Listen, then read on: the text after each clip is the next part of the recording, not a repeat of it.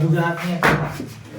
গত ক্লাসে আমরা হচ্ছে সরণের সমীকরণ পড়ছি, বেগের সমীকরণ পড়ছি, ত্বরণের সমীকরণ পড়ছি। এরপর হচ্ছে গতিশক্তি রাশিমালা পড়ছি, বিভব শক্তি রাশিমালা পড়ছি এবং মোট শক্তি রাশিমালা পড়ছি। আজকে আমরা শিখব হচ্ছে একটা কিছু ভাবতেছো? না, দেখতেছি। আচ্ছা, আজকে পড়ব হচ্ছে আমরা যে ভিন্ন ভিন্ন পয়েন্টে বা সরল সন্ধিত স্পন্দনের গতির ক্ষেত্রে ভিন্ন ভিন্ন বিন্দুতে মোট শক্তি সমান কিনা, অর্থাৎ শক্তির সংরক্ষণশীলতা সূত্র মেনে চলে কিনা সেটা আমরা হচ্ছে গিয়ে আজকে আমরা দেখব। বুঝতে পারছো? তাহলে এখন আসো একটু খেয়াল করো, আমরা তোলা হয়েছে না? হ্যাঁ তোলা। আরে এগুলো তো আগে, জাস্ট এটাকে আবার কি করলাম, রিপিট করলাম। আচ্ছা মানে মোট শক্তি পর্যন্ত তো এইটুকু আগেই পড়াইছে আগের দিন। জাস্ট এটা কি করলাম, রিভাইজ করলাম। যাইস না এর এবং এই যাওয়ারই ভালো স্যার চ্যাপ্টারটা জানি কত 8 7 আর দুধ বেটা 7 6 8 আর সবগুলা আকি 8 6 4 দেখো এটা একটা হচ্ছে পূর্ণ স্পন্দন নাকি? এটা একটা কি পূর্ণ স্পন্দন। তাহলে একটা পূর্ণ স্পন্দন সম্পন্ন হতে যে সময়কাল তাকে কি বলা হয়? পর্যায়কাল। তাকে কি বলা হয়?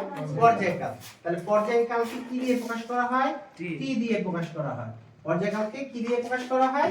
টি দিয়ে প্রকাশ করা হয়। তাহলে এটা যদি 0 হয়, 0 থেকে সম্পূর্ণ এখানে আসতে একটা পূর্ণ স্পন্দন সম্পন্ন হয়, আর একটা পূর্ণ স্পন্দন সম্পন্ন হতে যে সময়কাল তাকে কি বলা হয়?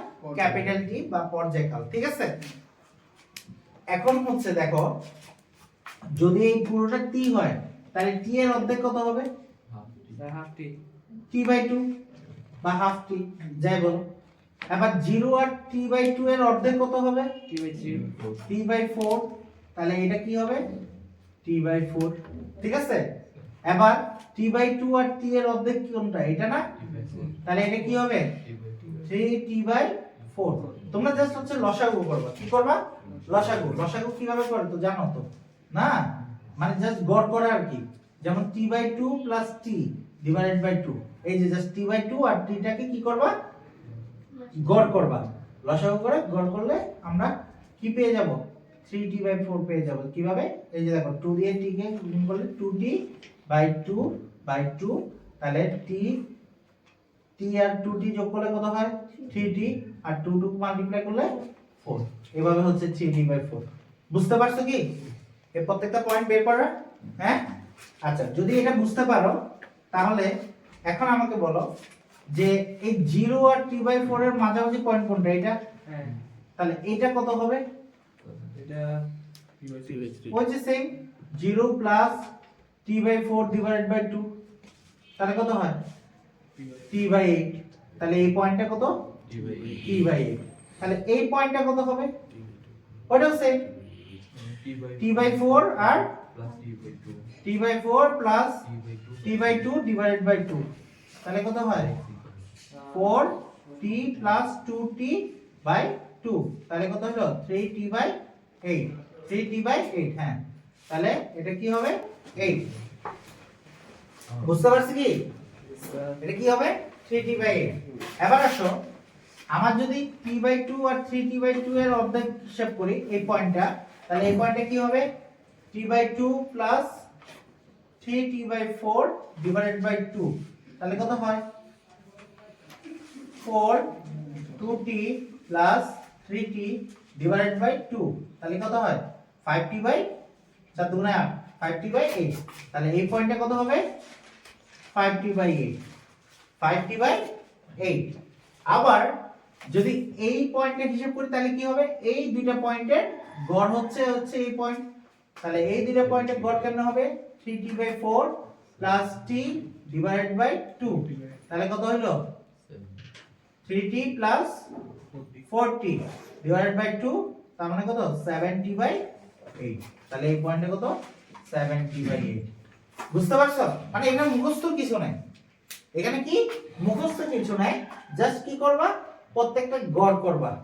যেমন দেখো আমি যখন প্রথমে টি লিখছি তাহলে টি লেখার পর টি এর অর্ধেক কত হাফ t/2 তাহলে t/2 আর 0 এর অর্ধেক কত t/4 আবার t/2 আর t এর অর্ধেক কত 3t/4 এখন এই চারটা পাঁচটা পয়েন্ট যখন বেরিয়ে যাবে এবার হচ্ছে কি তুমি এই দুইটার গড় করে এটা পাবা এই দুইটার গড় করে এটা পাবা এই দুইটার গড় করে এটা পাবা এই দুইটার গড় করে এটা পাবা বুঝতে পারছো মানে এই পয়েন্টগুলো বের করার উদ্দেশ্যটা কি কারণ আমাদের এক্সামের মধ্যে তোমাকে এরকম ভিন্ন ভিন্ন পয়েন্ট দিয়ে দিবে সাপোজ মনে করো এটা a এটা b এটা c এটা d এটা e এটা f এটা g এটা h ধরো এরকম কয়েকটা পয়েন্ট দিয়ে তোমাকে বলবে যে সি ডি ই বিন্দুতে মোট শক্তি সমান কিনা যাচাই করো কি বলবে সি ডি ই বিন্দুতে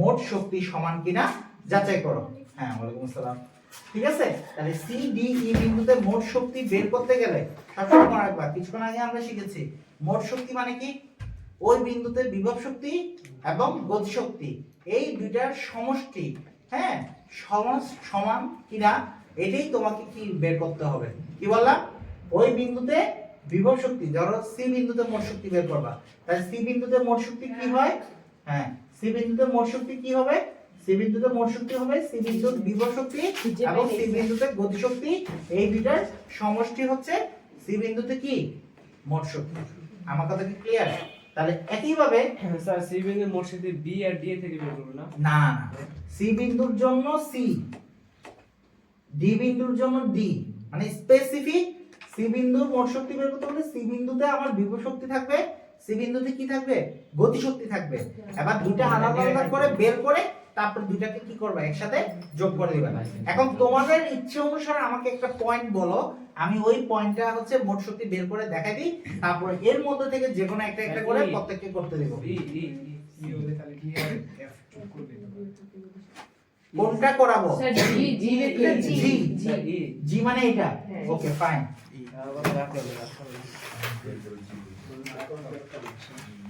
জি বিন্দুতে মোট শক্তি বের করে দেখাচ্ছি খেয়াল করে একটু খেয়াল করে তাহলে জি বিন্দুতে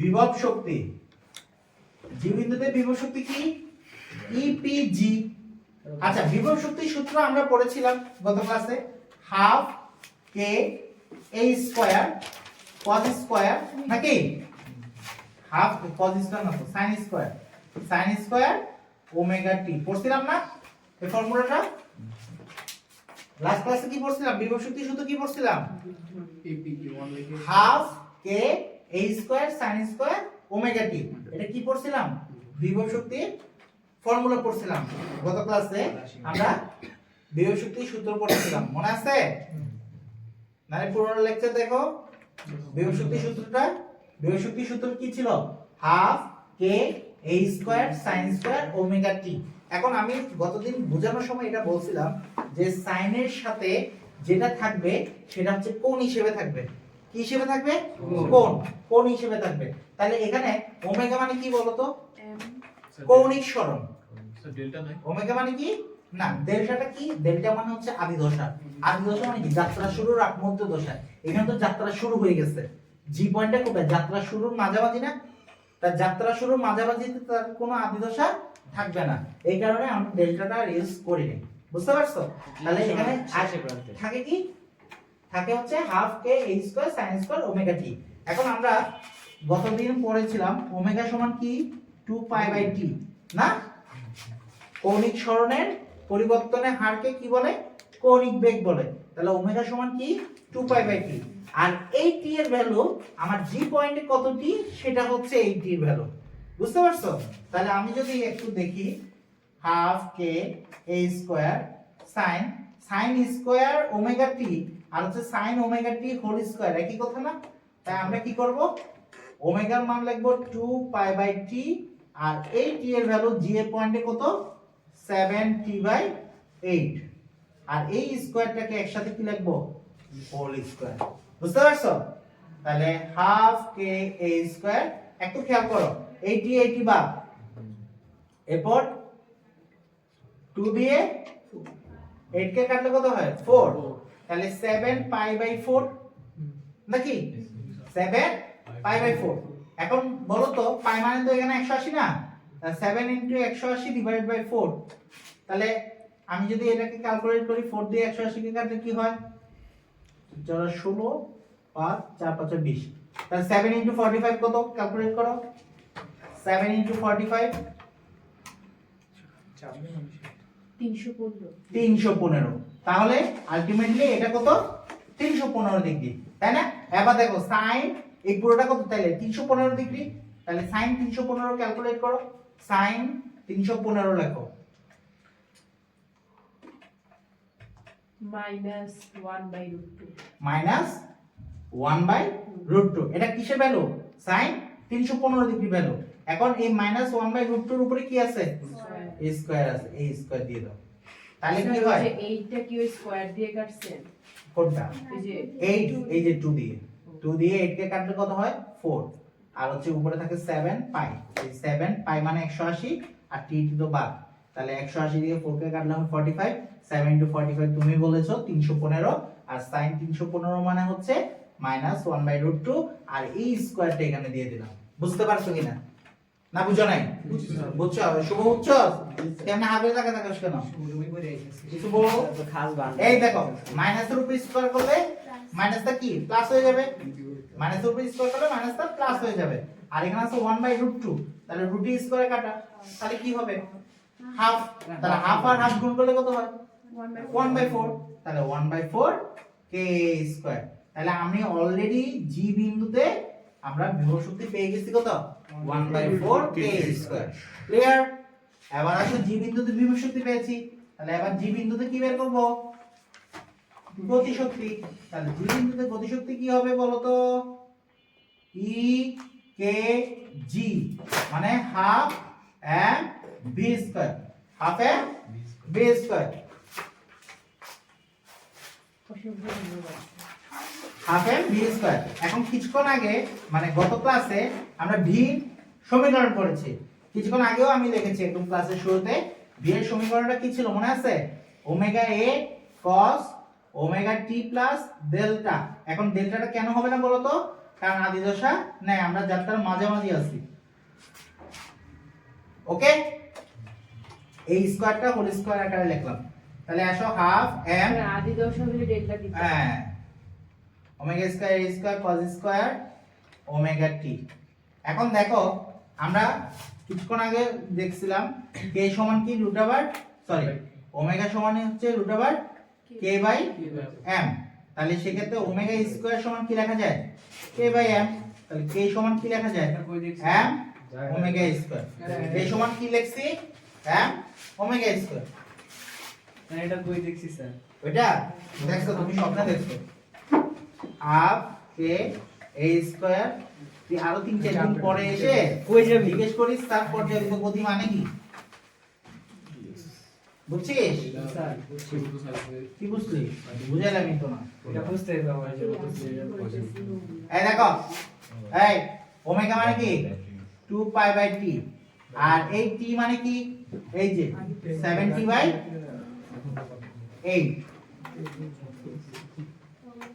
বুঝছো?